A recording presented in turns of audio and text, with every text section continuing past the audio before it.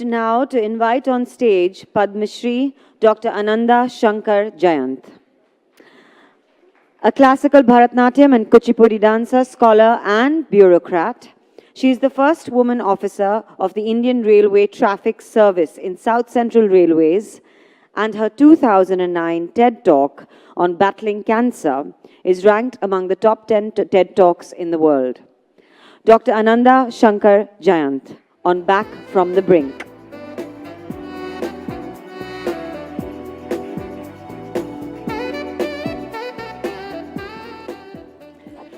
Good afternoon.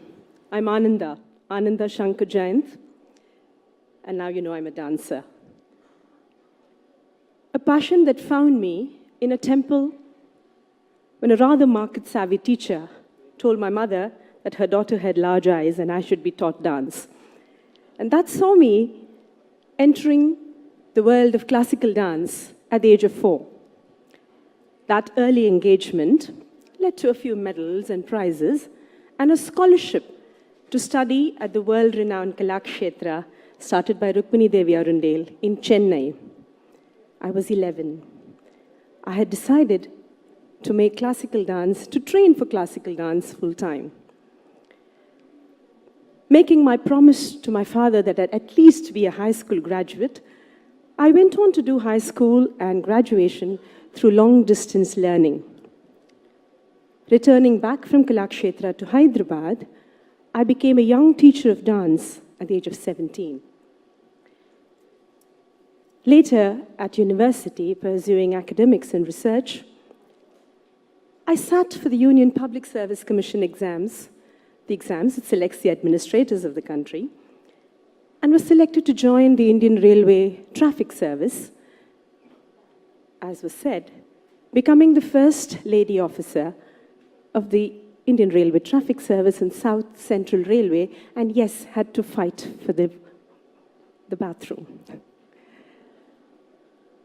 But being selected there brought me to a big crossroad in my life. The crossroad of being in 24/7, full-time, operations-driven railway administration, and on the other hand, a passion that was soon becoming almost an alternate career. I was advised to give up my dance. But I decided that I would tread both tracks, pardon the railway metaphor.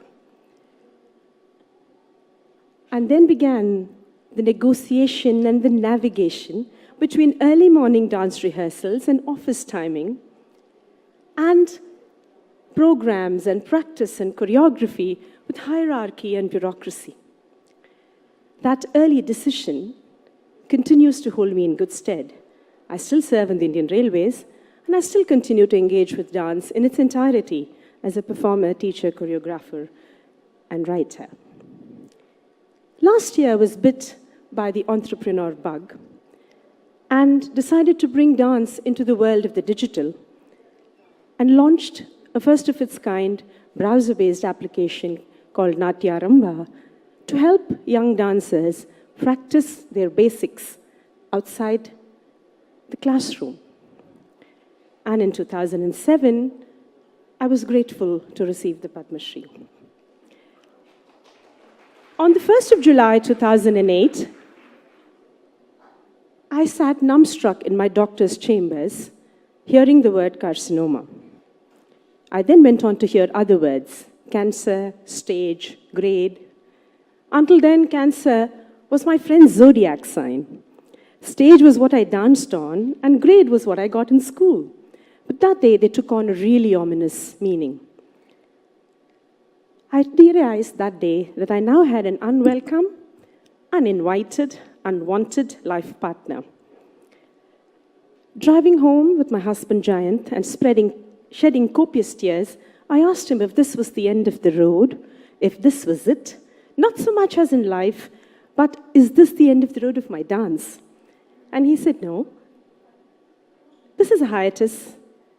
Take your treatment and you'll be fine. So drawing strength from that energy, I made 3 loud affirmations. I said, I will ride this out. I will not allow cancer to ride me. I said, I will not say why me. I didn't say why me when I got the Padma Shri, so why should I say why me now? And the third decision I made is cancer is one page in my life, it's not the book of my life. These early affirmations found resonance. The affirmations found resonance and strength and an anchor in my dance. I decided I was going to dance through cancer. But it wasn't easy. It most definitely wasn't easy. I went from despair and anger and misery. I couldn't climb stairs. I who could dance. And I went from beautiful to bald in 3 days. But I decided that I was going to dance. And so I would step into my studio and draw from the prana of dance, the poetry, the movement, the metaphor, the philosophy, and they continue to embrace me and engulf me and energize me to such an extent that my focus shifted from cancer to dance to such an extent that I danced weeks after surgery, I danced through chemotherapy, and I danced through radiation. I had made the choice of dance over cancer. In retrospect, what I think I had done is I had changed the narrative for myself. I had decided that I'm going to write the narrative of cancer the way I want it. In retrospect, I told myself and my tumor, I said, "Hail fellow, well met, but be on your way, I don't have time for you."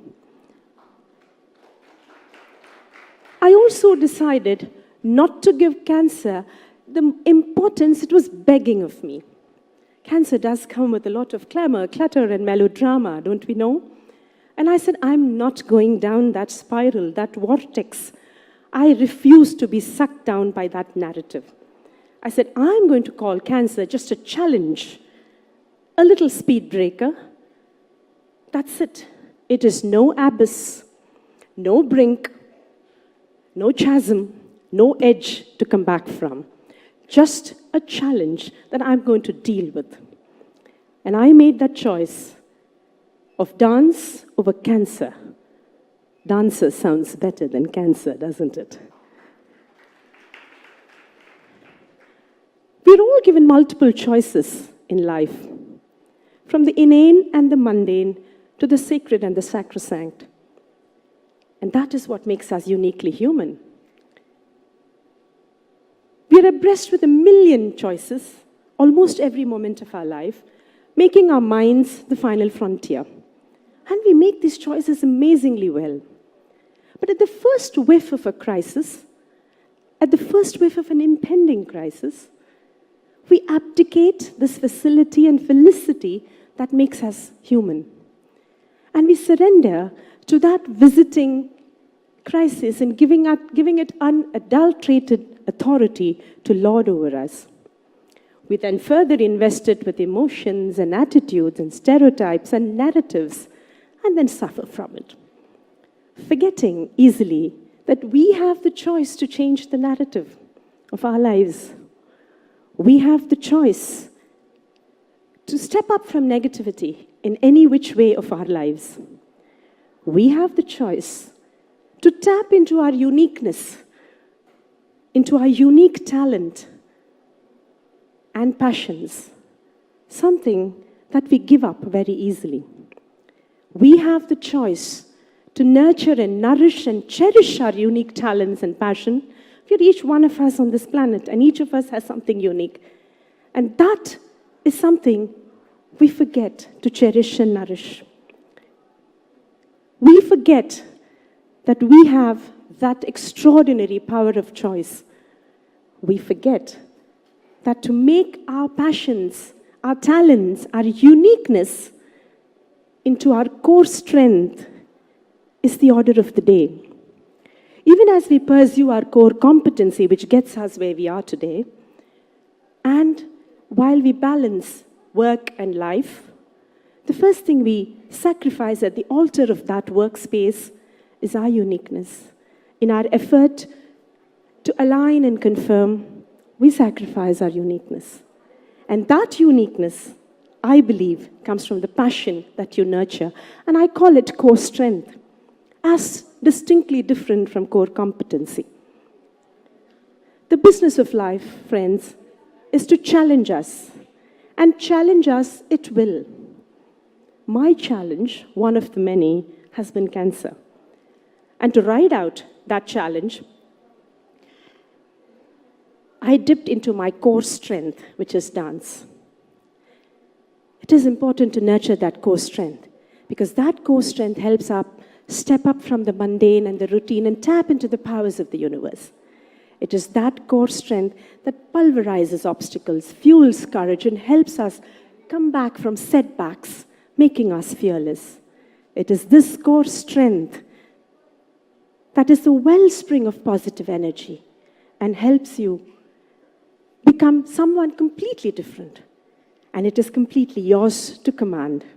All you need to exercise is the choice to choose.